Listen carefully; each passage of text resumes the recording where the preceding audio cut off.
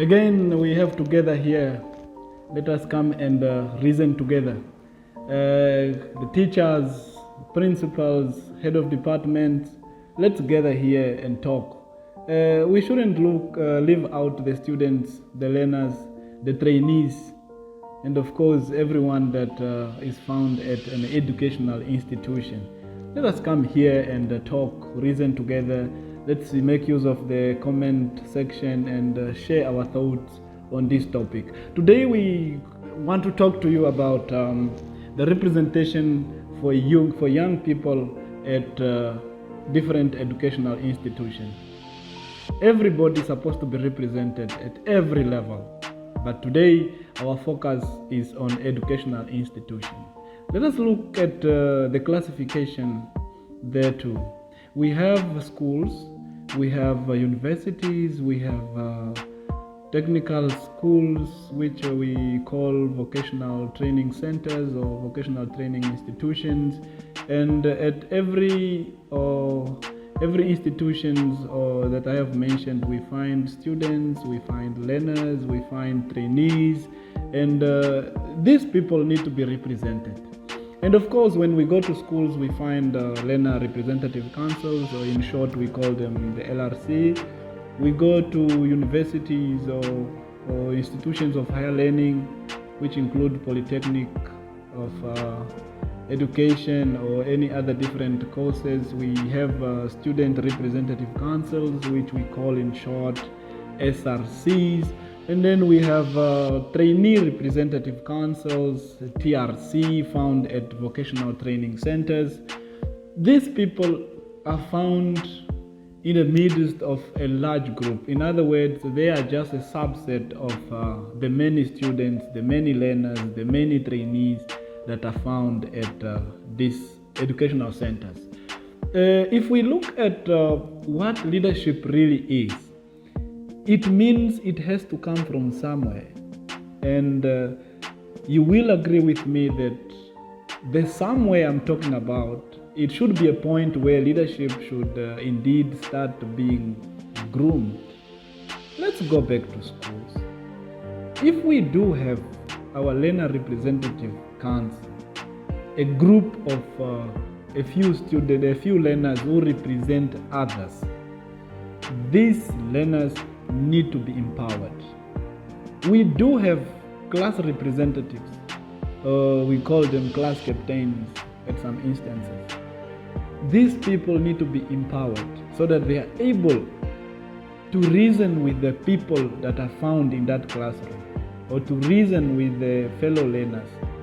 If we don't do that, we are failing the future of every leadership institution, organization, or community.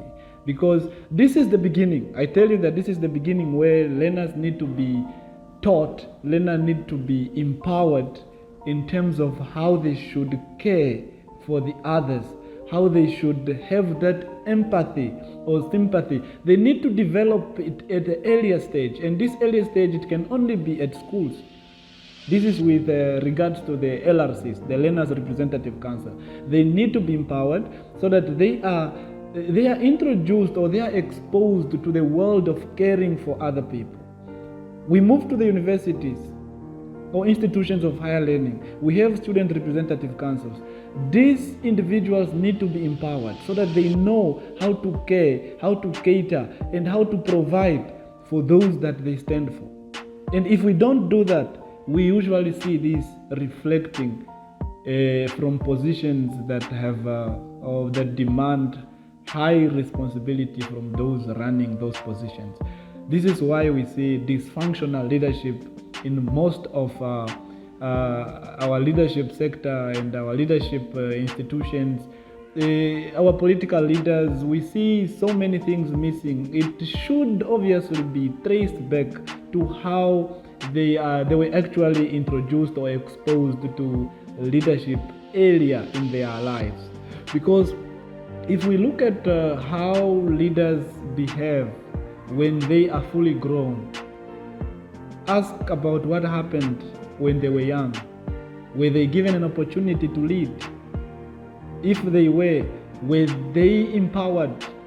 Were they given the necessary information? Were they given the necessary training, the necessary knowledge that is required to make sure that they lead those that they led successfully or properly, with care, with a caring heart? Because many of our leaders today do not really have that caring heart. Many of them are just there for personal gain and so forth. That's why you see sometimes we complain about things that should actually be traced back. So it is our mandate through the Conscious Mind Training Institute to make sure that we revive the starting point where everything starts. We want to be more concerned about the young people because they are obviously the ones that are going to take over from our own leaders that we have today. And if we don't do that, we are going to fail the generation or the future that is yet ahead of us.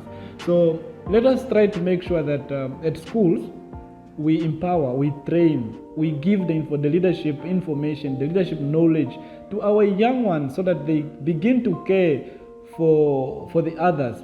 We need to give them project, let them run project, let us institute the responsibility in them, the responsibility which they will grow with, so that tomorrow or later when they are given position with high responsibility, they are going to obviously run those positions properly, and the benefit will obviously be felt by the people.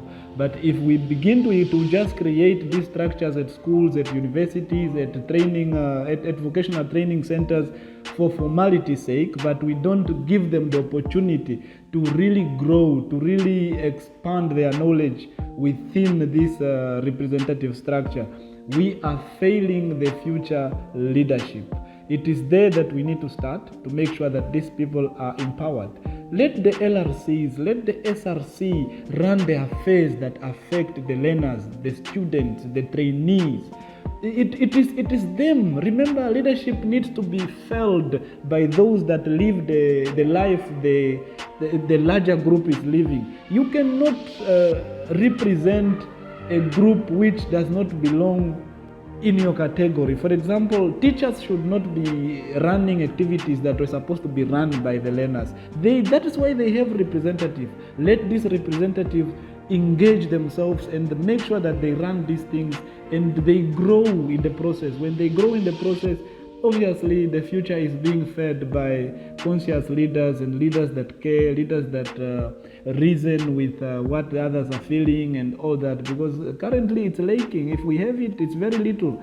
We need to start from the schools. Let the LRCs, the SRC, the trainee representative be trained for leadership. Let them grow this leadership skill as much as possible so that tomorrow we have leaders who care, leaders who have responsibility, leaders who welcome and respect the aspect of accountability for whatever they are given to take care of. Otherwise, we will not do anything if we break away from the starting point. The starting point, as I said, the schools, the university, the vocational training centers. We have students, we have learners, we have trainees. These are subset of the population that tomorrow or later they grow into old age. And if we don't start from there, I tell you that things are not going to be all right. And we need to do it. We need to be intentional about it. Allow the LRCs, the SRC, the trainee representative to be exposed in leadership experience. Let them acquire the needed skills. Let them lead other learners, other students, other trainees. Let them inspire the others. Give them that opportunity. Don't deprive them. And then I remind you with what happens with the class representative, the class captains. I remember in the past, the only thing we knew about class captain was about writing noisemakers. And if this is the basic thing that many class representatives do. This is the basic thing that many LRCs or Learner Representative Council do. It is all about reporting the other learners. It's all about seeing the other learners being punished. It's all about seeing other learners in pain. And if we allow this to continue happening, I tell you that the results will be our top leaders to have no empathy, no pity, no respect for the people they represent, because we haven't given them that opportunity when they were young. They were supposed to care for others in the classroom. They were supposed to care for others at school. They were supposed to care for others at the universities. They were supposed to care for others at the vocational training institution. If we don't do that, we will have leaders who are heartless. And this we cannot run away from if we avoid it. So we need to be intentional in developing the leadership skills of our Learners Representative Council, our Student Representative Council, as well as our vocational training centers, who also have leaders who are there for other trainees. This is something easy. Conscious Mind Training Institute is here for this aspect. Allow us to make sure that we impart this knowledge into these representatives that we are talking about, and the representatives that obviously will take care of our national affairs tomorrow or later. We do not want to see councillors, we do not want to see ministers who don't care about the people they represent. Caring should be instilled as early as possible. Otherwise, we will always have dysfunctional leadership in every aspect of our lives. We need to avoid that. Let's cut that off. And the beginning or the starting point is at the institutional, at the educational institutions, I mean. So let's start from there. Thank you very much. See you next time.